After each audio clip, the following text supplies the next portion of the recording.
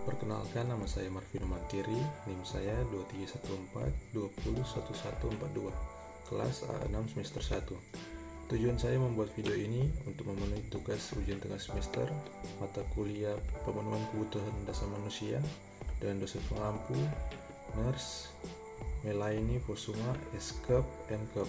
Florence Nightingale lahir pada 12 Mei 1820 di Florence, Italia, dari pasangan Florence Nightingale dan William Shaw Nightingale. Dia adalah anak bungsu dari dua bersaudara. Keluarga Nightingale yang kaya di Inggris berasal dari kalangan sosial elit. Ibunya Florence berasal dari keluarga pedagang dan bangga bersosialisasi dengan orang-orang dengan status sosial terkemuka. Ayahnya Florence adalah William Shaw Nightingale, seorang pemilik tanah kaya yang mewarisi dua perkebunan di Leeds dan Hampshire. Sejak usia sangat muda, Florence Nightingale aktif dalam kegiatan filantropi, melayani orang-orang sakit dan miskin di desa sekitar perkebunan keluarganya. Ketika dia berusia 16 tahun, jelas baginya bahwa keperawatan adalah panggilan hidupnya. Florence Nightingale mendekati orang tuanya dan memberitahu mereka tentang ambisinya menjadi perawat. Namun, kedua orangnya tidak senang. Faktanya, orang tuanya melarang dia untuk mengejar ambisinya menjadi perawat karena pada masa itu perawat masih dianggap sepele oleh orang-orang dengan status sosial yang tinggi. Ketika Nightingale berusia 17 tahun, dia bertekad untuk mengejar panggilan sejatinya meskipun orang tuanya keberatan. Pada tahun 1844, Nightingale mendaftar sebagai mahasiswa keperawatan di rumah sakit di Jerman. Hingga pada awal tahun 1850-an, Nightingale kembali ke London, di mana dia mengambil pekerjaan sebagai perawat di rumah sakit Middlesex untuk para pengasuh yang sakit. Singkatnya, pada bulan Oktober 1853, Perang Crimea pun pecah. Pada saat itu, kerajaan Inggris berperang melawan Kekaisaran Rusia untuk menguasai Kesultanan Utsmania. Pada akhir tahun 1854, Nightingale menerima surat dari Menteri Perang Sidney Herbert yang memintanya untuk mengorganisir korps perawat untuk merawat tentara yang sakit dan gugur di Crimea. Nightingale pun memenuhi panggilannya. Dia segera mengumpulkan tim yang terdiri dari 34 perawat dari berbagai ordo agama dan berlayar bersama ke Crimea hanya beberapa hari kemudian. Meskipun mereka telah diperingati tentang kondisi mengerikan di sana, Nightingale dan perawat lainnya tidak siap menghadapi apa yang mereka lihat. Ketika mereka tiba di Scutari, rumah sakit pangkalan Inggris di Konstantinopel, rumah sakit itu berada di atas tangki septik besar yang mencemari air dan gedung rumah sakit itu sendiri. Nightingale yang sungguh-sungguh pada saat itu dengan cepat mulai bekerja. Dia membeli ratusan sikat pembersih dan meminta pasien yang paling lemah untuk menggosok bagian dalam rumah sakit, mulai dari lantai hingga langit-langit. Selain meningkatkan kondisi sanitasi rumah sakit secara signifikan, Nightingale menciptakan sejumlah layanan pasien yang berkontribusi terhadap peningkatan kualitas masa tinggal mereka di rumah sakit. Setelah biografi singkat dari Nightingale, sekarang kita masuk pada konsep dan model teori keperawatan. Filosofi Nightingale termasuk 4 metaparadigma yang meliputi manusia, kesehatan, lingkungan, dan keperawatan yang dinyatakan sebagai berikut. Yang pertama, manusia sebagai unit penerima perawatan. Yang kedua, kesehatan. Sehat bukan hanya suatu keadaan yang baik, tetapi juga memiliki kemampuan untuk menggunakan seluruh tenaga dan kekuatan dengan baik.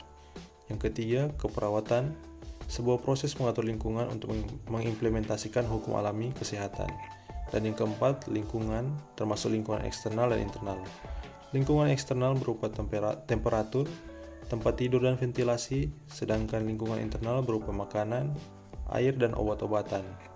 Fokus dari filosofi Nightingale terletak pada pasien dan lingkungan, yang mana aspek lingkungan ditekankan pada 13 penilaian meliputi ventilasi dan kehangatan, kesehatan rumah, manajemen makanan, kebisingan, varietas, pemasukan makanan, tempat tidur, cahaya, kebersihan ruangan dan dinding, 46 kebersihan diri, pengungkapan harapan dan nasihat, serta observasi kesakitan pasien. Konsep utama teori keperawatan Florence Nightingale adalah yang pertama, perawatan. Apa yang harus dilakukan keperawatan adalah menempatkan pasien pada kondisi terbaik agar alam dapat bertindak atas dirinya, ucap Nightingale. Nightingale menyatakan bahwa keperawatan harus berarti penggunaan udara segar, cahaya, kehangatan, kebersihan, ketenangan, dan pemilihan serta pemberian makanan yang tepat. Semuanya dengan mengorbankan tenaga vital pasien. Dia merefleksikan seni keperawatan dalam pernyataannya bahwa seni keperawatan seperti yang dipraktikkan sekarang tampaknya secara tegas dibentuk untuk mengubah apa yang Tuhan telah jadikan penyakit, yaitu sebuah proses reparatif. Dan yang kedua, manusia. Manusia tidak didefinisikan secara spesifik oleh Nightingale. Mereka didefinisikan dalam kaitannya dengan lingkungan mereka dan dampak lingkungan terhadap mereka. Yang ketiga, lingkungan. Nightingale menekankan lingkungan fisik dalam tulisannya. Dalam teorinya, tulisan Nightingale mencerminkan model kesehatan komunitas di mana segala sesuatu yang ada di sekitar manusia dianggap memperhatikan kondisi kesehatannya. Yang berikut, kesehatan. Nightingale tidak mendefinisikan kesehatan secara spesifik. Dia menyatakan, kita tidak tahu apa-apa tentang kesehatan. Yang positifnya, patologinya negatif, kecuali observasi dan pengalaman. Mengingat definisinya bahwa seni keperawatan adalah membongkar penyakit yang telah dijadikan Tuhan, maka tujuan dari semua aktivitas keperawatan haruslah kesehatan klien. Dia percaya bahwa keperawatan harus memberikan pelayanan kepada orang sehat dan orang sakit, dan membahas promosi kesehatan sebagai kegiatan di mana perawat harus terlibat. Kerangka konseptual teori lingkungan Nightingale. Yang pertama, kesehatan rumah. Rumah yang dibangun dengan buruk memberikan manfaat bagi orang sehat. Sama halnya dengan rumah sakit yang dibangun dengan buruk bagi orang sakit. Pastikan udaranya stagnan dan penyakit pasti akan menyusul. Yang kedua, ventilasi dan pemanasan. Jaga agar udara yang dia hirup semurni udara luar, tanpa membuatnya kedinginan. Nightingale percaya bahwa orang yang berulang kali menghirup udaranya sendiri akan jatuh sakit atau tetap sakit. Dia sangat prihatin dengan udara berbahaya atau effluvia dan bau busuk dari kotoran. Dia juga mengkritik fumigasi karena dia percaya bahwa sumber yang menyinggung, bukan baunya, harus dihilangkan. Nightingale juga menekankan pentingnya suhu ruangan. Pasien tidak boleh terlalu hangat atau terlalu dingin. Suhu dapat dikontrol dengan keseimbangan yang tepat antara api yang menyala dan ventilasi dari jendela. Yang ketiga, lampu. Nightingale percaya bahwa selain udara segar, orang sakit membutuhkan cahaya. Dia mencatat bahwa sinar matahari langsung adalah hal yang diinginkan pasien. Yang keempat, kebisingan. Dia menyatakan bahwa pasien tidak boleh terbangun dengan sengaja atau tidak sengaja pada bagian pertama tidur. Dia menegaskan bahwa percakapan yang berbisik atau panjang lebar tentang pasien adalah tindakan yang tidak bijaksana dan kejam. Dia memandang kebisingan yang tidak perlu, termasuk suara dari pakaian wanita, sebagai hal yang kejam dan menjengkelkan bagi pasien. Yang kelima, variasi. Dia membahas perlunya perubahan warna dan bentuk, termasuk membawakan pasien bunga atau tanaman berwarna cerah. Dia juga menganjurkan merotasi 10 atau 12 lukisan dan ukiran setiap hari, minggu atau bulan, atau memberikan variasi bagi pasien. Nightingale juga menganjurkan membaca, menjahit, menulis, dan bersih-bersih untuk menghilangkan rasa bosan. Yang keenam, tempat tidur. Nightingale mencatat bahwa orang dewasa yang sehat menghembuskan sekitar 3 liter kelembapan melalui paru-paru dan kulit dalam periode 24 jam. Bahan organik ini masuk ke dalam spray dan tetap di sana kecuali alas tidur sering diganti dan diberi ventilasi. Dia percaya bahwa tempat tidur harus ditempatkan di bagian ruangan yang paling terang dan ditempatkan sedemikian rupa sehingga pasien dapat melihat keluar jendela. Ia juga mengingatkan perawat untuk tidak bersandar, duduk atau menggoyangkan tempat tidur pasien jika tidak diperlukan. Yang ketujuh, kebersihan pribadi.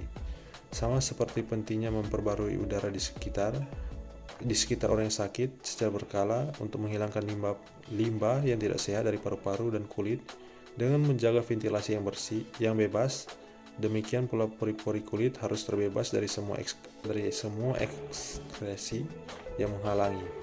Setiap perawat harus mencuci tangannya sesering mungkin sepanjang hari. Yang ke-8, nutrisi dan pengambilan makanan. Nightingale mencatat dalam teori lingkungannya bahwa individu menginginkan makanan yang berbeda pada waktu yang berbeda dalam sehari dan bahwa porsi kecil yang sering mungkin lebih bermanfaat bagi pasien daripada sarapan atau makan malam dalam jumlah besar. Dia mendesak agar tidak ada urusan yang dilakukan dengan pasien saat mereka sedang makan karena ini adalah gangguan. Yang ke-9, mengobrol harapan dan nasihat.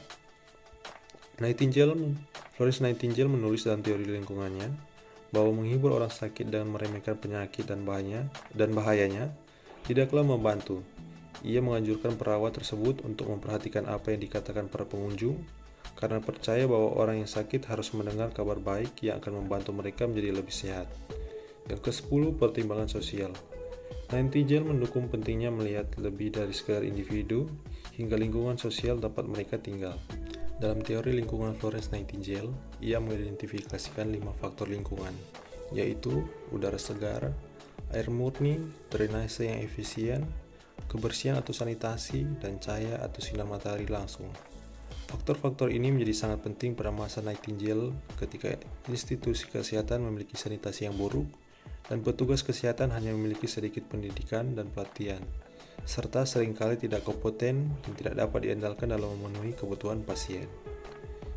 Yang juga ditekankan dalam teori lingkungan adalah menyediakan lingkungan yang tenang atau bebas kebisingan dan hangat, memperhatikan kebutuhan diet pasien melalui penilaian, dokumentasi waktu asupan makanan, dan mengevaluasi dampaknya terhadap pasien. Sekian dari video saya, dan mari bergabung bersama kami di Universitas Pembangunan Indonesia Manado. Universitas Pembangunan Indonesia Manado memiliki 6 fakultas, 8 prodi, dan sudah terakreditasi B. Jadi, tunggu apa lagi? Mari bergabung bersama kami. Unpi tetap jaya.